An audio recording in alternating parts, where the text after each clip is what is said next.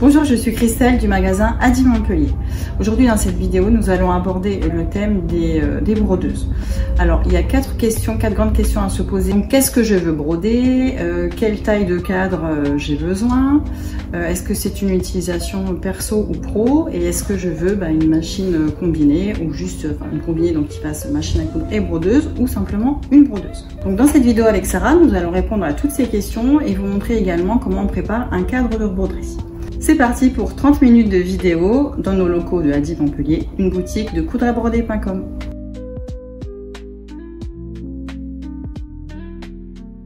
Il y a quelques petites questions, il faut réfléchir un petit peu avant l'achat. Ouais. Donc la première question, ça peut être qu'est-ce que je veux broder en fait? Est-ce que je veux broder des vêtements qui sont déjà tout cousus, des vêtements que je peux acheter en commerce par exemple, puisque là ce sera une machine un petit peu différente, ou est-ce que je veux, je couds déjà justement, je vais broder avant d'assembler mes vêtements, donc ce sera déjà la première question à se poser. Si tu as pour objectif de surtout de broder des vêtements du commerce, il va mieux falloir partir sur un bras libre. Oui. Parce que ce sera plus facile pour manipuler le... Oui. Pour placer en fait... Pour le placer, en fait c'est ça, pour le placer dans le cadre. Parce que sur la brodeuse on a des cadres et en fait un vêtement qui est déjà tout cousu, on peut pas le poser aussi facilement que ça sur n'importe quelle brodeuse en fait. Donc il y a une façon de faire et là ce sera effectivement plus du bras libre. Et notamment pour les vêtements enfants qui sont plus petits. Oui, surtout même pour les vêtements enfants. Sur les vêtements adultes, on arrive à la limite un peu à bidouiller effectivement en retournant etc. avec de la colle. Enfin voilà, il y a des techniques. Mais sur les vêtements enfants, c'est trop petit et là quelqu'un qui veut vraiment broder du vêtement enfant déjà tout cousu, c'est impossible sur du simple, bras libre, du bras libre. Ok. Et donc le bras simple, je sais pas comment dire, sans bras quoi. Voilà, sans bras. La machine sans bras, elle va être top quand on est couturière ou couturier et qu'on a en gros ses vêtements en pièces détachées quoi, ou ses accessoires en pièces détachées. Voilà, ce qu'on peut faire nous justement, avant de, par exemple, on fait une chemise, on veut la customiser, on coupe les pièces et on positionne où on veut le motif directement. Donc là, c'est hyper simple.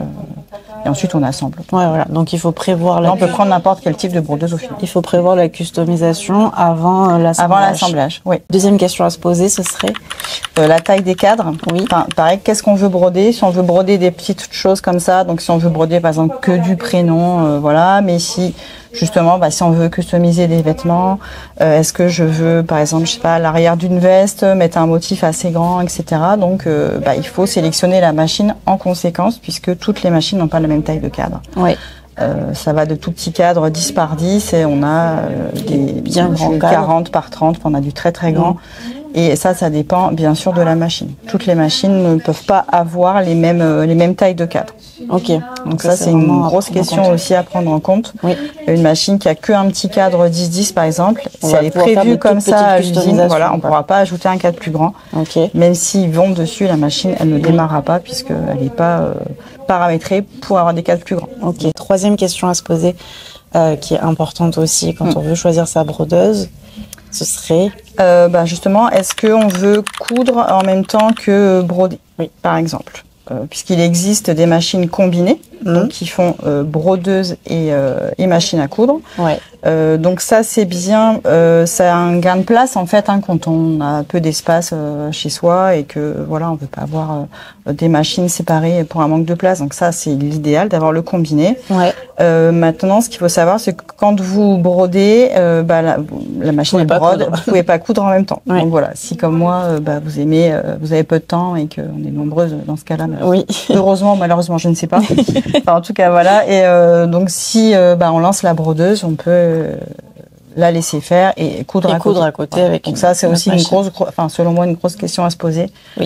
Voilà, parce qu'une fois à la maison vous dites mais mince je peux plus rien faire, faut que j'attende que ça se brode, ça met quand même un petit peu de temps à broder les choses donc donc du coup ça peut nous amener peut-être à la quatrième question importante aussi à se poser, c'est peut-être la fréquence et le fait d'être professionnel ou pas professionnel, à quoi est destinée en fait cette broderie? Est-ce que c'est pour le plaisir? Est-ce que c'est pour vendre? J'imagine que ça va avoir une incidence sur le choix de machine. Oui, bien sûr. Donc déjà, ce qu'on appelle les entrées de gamme, elles seront bien pour des particuliers qui brodent de temps en temps et pas de souci. Mais quand on commence à être professionnel et qu'on veut broder beaucoup en général, quand on est pro, on nous demande des séries de t-shirts, etc. Donc les machines de particuliers, hein, en quelque sorte, sont pas vraiment prévues pour ça au niveau de leur moteur, etc. Donc là, il faut passer sur des gammes de brodeuses pro en fait qui changent en plus les couleurs toutes seules et vous n'avez pas à refaire l'enfilage. Ouais. Donc il y a aussi un gain de temps quand on est professionnel. Donc là, on a du 6 ou du 10 bobines. Okay. Donc là, c'est une autre catégorie de machines. Oui, 10 bobines. Voilà, où on peut aussi broder des casquettes, des choses comme ça. Oui. Qu'on ne peut pas faire avec une machine particulier. Pour particulier, oui. Et du coup, c'est aussi les pros, elles brodent plus vite? Oui, ça brode aussi plus vite. Oui, oui, ça brode aussi plus vite. Voilà, comme je te disais tout à l'heure, on peut faire en série des t-shirts, etc. Donc l'avantage, c'est que ça brode plus vite aussi. Okay. Du coup, de ce que je comprends, il existe plusieurs familles de brodeuses, et donc elles vont correspondre chacune à une question qu'on s'est posée, à l'utilité qu'on va en avoir. Donc tu vas avoir les brodeuses à bras libres, les brodeuses simples, les brodeuses combinées. Oui. Et finalement, dans les non combinés, il peut y avoir soit des simples, soit des... dans tous les cas, en fait. Voilà. Dans tous les cas, oui. Dans tous les cas, qu'elles soient combinées ou non combinées, on va retrouver du bras libre et du simple. Oui. Dans tous les cas. Et ensuite, il va y avoir des machines plus destinées aux particuliers et des machines plus destinées aux professionnels. Donc, ça va pas être possible de montrer tout ce qui existe, mais on va pouvoir aller un petit peu, parce que là, on a une grande table remplie de brodeuses, et on va pouvoir montrer un petit peu plus à quoi ça correspond, par exemple, une machine en bras libre. Voilà, déjà pour commencer. Allez, et puis ensuite la suite. Donc là, on est sur une machine, une Bernina. Donc, en gros, dans les marques de brodeuses, on va souvent retrouver Bernina, Brother et Husqvarna. Oui. C'est les trois. Il y a Pfaff aussi, il y a des brodeuses aussi, dans les brodeuses. Ouais. Et du coup, celle-ci, c'est une bras libre. Donc en fait, bras libre, ça correspond un peu comme les machines à coudre, quoi. Oui, c'est exactement ça. En fait, elles ont un système un petit peu particulier, les Bernina, en fait. Donc ça, c'est ce qu'on appelle le bras de broderie. Ouais. Et en fait, on va avoir ici un creux, en fait. C'est pour ça qu'on appelle ça bras libre, parce qu'il y a un creux, en fait, tout simplement entre le bras de la broderie et le bras de la couture, en fait. Et en fait, c'est très simple. Quand on a un vêtement comme ça qui est tout prêt, donc il faut bien sûr mettre un cadre, hein, mais en fait, vous voyez qu'ici, on a une facilité pour passer le vêtement. Et pour le positionner où on veut, il faudrait bien sûr mettre le cadre, encore une fois, mais c'est pour montrer qu'on a la facilité de rentrer des vêtements qui sont donc déjà cousus, qui sont déjà assemblés dans ce style de machine. Par comparaison, on va avoir ici la brodeuse, je vais dire la surjeteuse, la brodeuse qui n'est pas en bras libre justement et qui est donc à une surface, une table de travail à plat. C'est plat, il n'y a pas de creux, il n'y a rien du tout. Voilà. Et donc là, ça va être pour le coup du t-shirt beaucoup plus compliqué. Là, voilà. Donc même chose, il faudrait le cadre, mais comment je vais positionner si je veux mon motif, par exemple ici, c'est pas évident. Je vais devoir. Alors on peut, mais il faut retourner, mais c'est vraiment pas évident. Et encore une fois, sur des vêtements d'enfants, par contre, ce sera pas possible, c'est beaucoup trop petit. Donc c'est une chose différente. Donc pareil, on a le bras ici. On pourrait se dire, là il y a le bras libre si j'enlève. Oui, mais si j'enlève ça, j'ai plus de broderie. Oui, parce que là, elle a plus son bras pour broder. Pour broder, ouais. C'est là qu'on clipse. C'est là qu'on clipse le cadre. Oui. Ouais, donc oui. Si tu l'enlèves, c'est fini. Ça marche plus. Ça marche plus. Et donc du coup, ça va être plus pour justement les couturières qui peuvent fabriquer leurs vêtements en pièces détachées. Donc ça, c'est vraiment les deux catégories. Oui. Et donc, parmi ces catégories-là, il va y avoir des machines qui vont être plus pour le perso et d'autres pour le pro. Oui. Lesquelles te viennent en tête? Il y en a plusieurs, mais...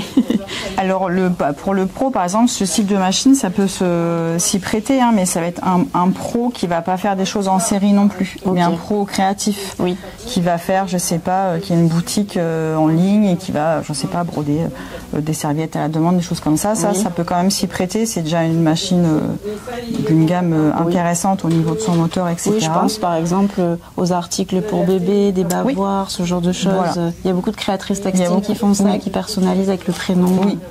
Donc ça, à la demande, ça peut être intéressant d'avoir ce style de machine. Ouais. Mais après, quand on est vraiment professionnel et qu'on veut broder en série des t-shirts ou des casquettes ou des choses comme ça, donc sur ce style de machine, on n'aura pas de kits qui sont prévus. Oui. Donc il faut passer sur des machines pro comme on a derrière, qui sont donc à multi-bobines en fait. Donc là, il y en a 10 sur celle-ci, mais il y a des machines qui en ont 6. Ouais.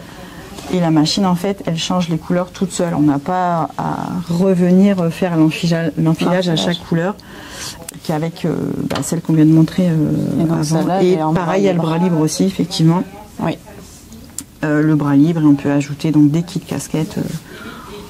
Donc là, c'est vraiment pour les pros qui veulent faire en série, qui veulent broder rapidement. Donc pour faire de la broderie sur des machines à broder, des brodeuses, je sais pas comment on dit, je pense que les deux sont valables. Ouais, pareil. Oui, les deux. Il nous faut des fils, évidemment. Et moi, je vais peut-être commencer par une petite spécificité que je ne connaissais pas parce que je débute complètement en broderie. C'est le fil pour canettes, parce qu'en fait, il faut un fil spécifique pour les canettes. Oui. Donc il existe en blanc et en noir et en différentes tailles aussi. Hein. Donc ça, de toute façon, c'est noté dans les machines quand vous les achetez. Oui. Et en général, ils mettent une bobine de toute façon de fil de canette. Ok. Toutes les marques font ça en général. Voilà, donc ça existe en noir ou en blanc. Donc c'est le fil qu'on va retrouver derrière. De toute façon, quand on achète des broderies du commerce, tu regardes, tu vois que derrière, c'est souvent du blanc, du noir, mais voilà. Oui, peut-être sur les vêtements plus obscurs, ils vont peut-être mettre du noir, mais oui. Mais c'est vrai ça, après c'est juste esthétique, c'est à l'intérieur, donc après c'est... Oui, c'est un fil qu'on va pas du tout voir sur la broderie, c'est vraiment dessous. Ah non, si on le voit sur la broderie, c'est pas normal. Il y a un petit truc intéressant aussi, c'est que en fait, dans les machines à broder, on fait la canette exactement comme dans une machine à coudre, quoi. Moi, j'ai toujours pensé que c'est compliqué, mais pas du tout. En fait, c'est comme une machine à coudre, l'enfilage de la canette ou du fil, c'est exactement la même chose. C'est le même type de canette et tout, c'est trop bien, donc on n'est pas trop perdu en fait. Non. Donc ça, c'est plutôt cool. Donc ça, c'était pour le dessous, peut-être le moins glam, on va dire. Voilà, le dessous, quand on brode classiquement, il y a des techniques de broderie, si on veut faire des bouts d'oreilles, des choses comme ça, où on va mettre, ça paraît logique, on va mettre le même fil en haut, en bas, donc on peut. Oui. Mais c'est vrai que la plupart du temps, les broderies, on va mettre ce fil de canette. Donc ça, c'est quand même un indispensable quand on achète, quand on achète une brodeuse. Oui. Et après, en fait, il va y avoir toutes sortes de fils possibles pour faire des broderies. Il y en a beaucoup. Il y en a vraiment beaucoup. C'est ça qui est bien.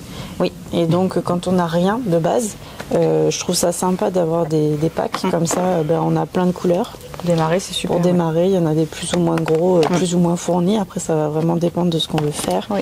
Je vois qu'il y a vraiment aussi différents types. Donc, tu les as peut-être ici. Oui. Donc, t'as quoi?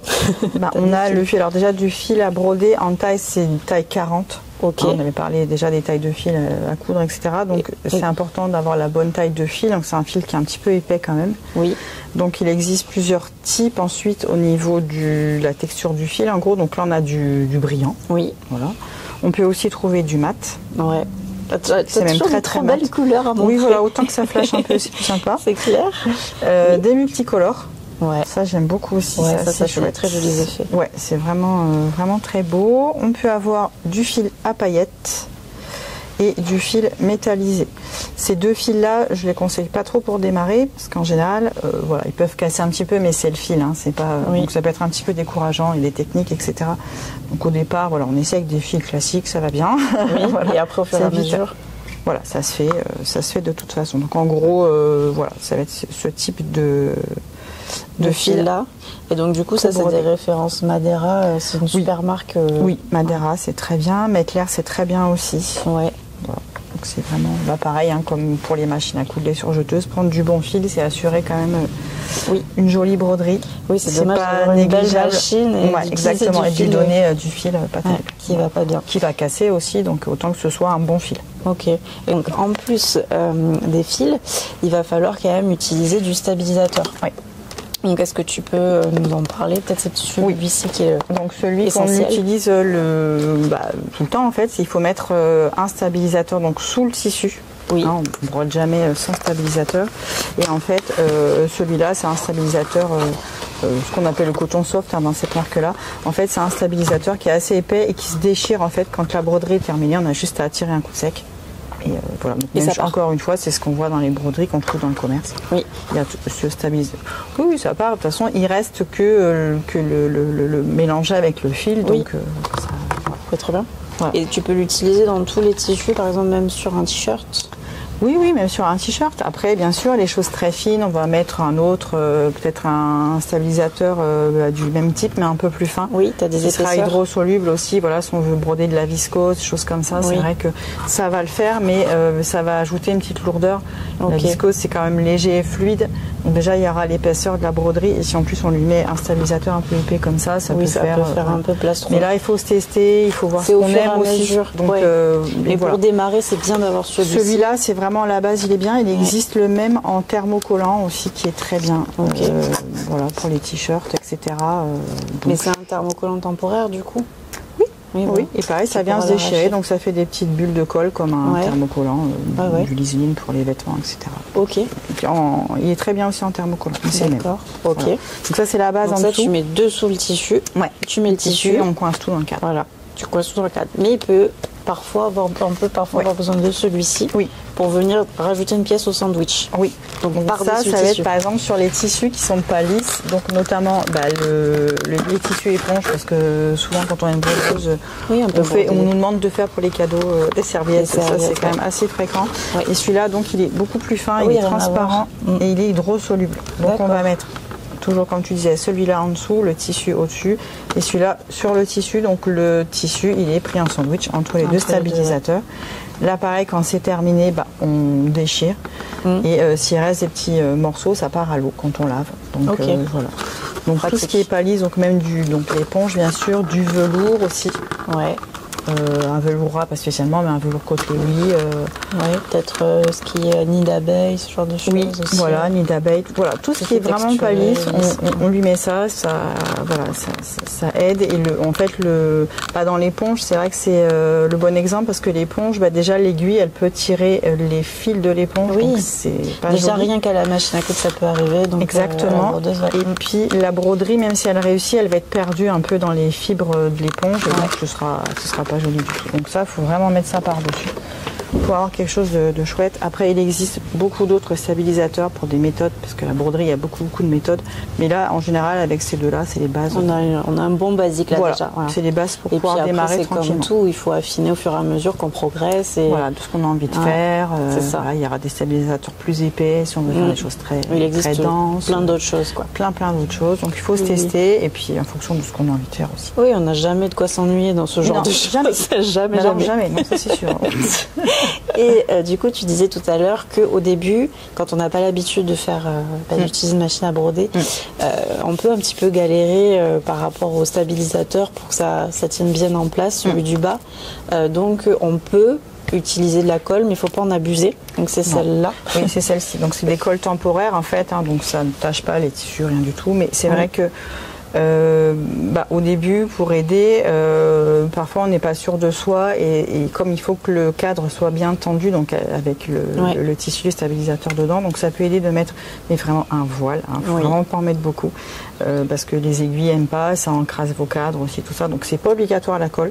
Ça peut aider au début de mettre un petit voile, on saura peut-être tout à l'heure comment faire, mais voilà.